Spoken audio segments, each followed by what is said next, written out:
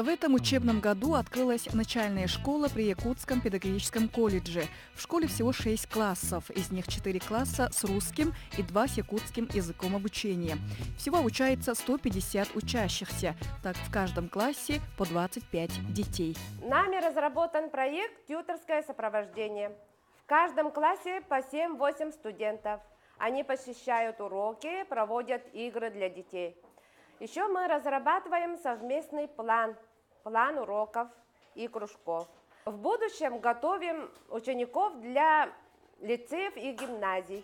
Во внеурочной деятельности дети занимаются в кружках по робототехнике, музыке, рисованию и английскому языку, которые учат преподаватели педагогического колледжа с высшей категорией.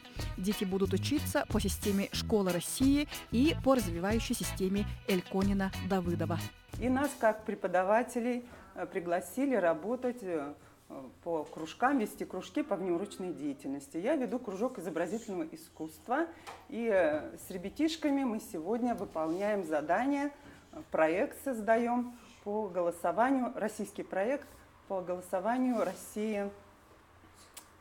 И в каждом классе проводится свой проект, свои задания.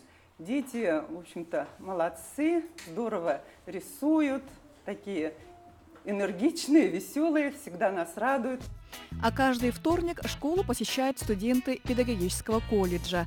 Они проходят практику, проводят общешкольные мероприятия. Сейчас каждый вторник мы ходим сюда, в УК-2, так как здесь открылась школа для начальных классов, поэтому в данный момент мы практику проводим здесь.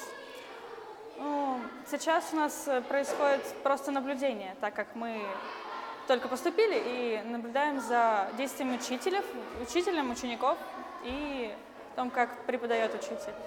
Педагоги надеются, что открытие данной школы заложит основу для создания благоприятных условий для развития и воспитания личности новой формации в условиях современной жизни.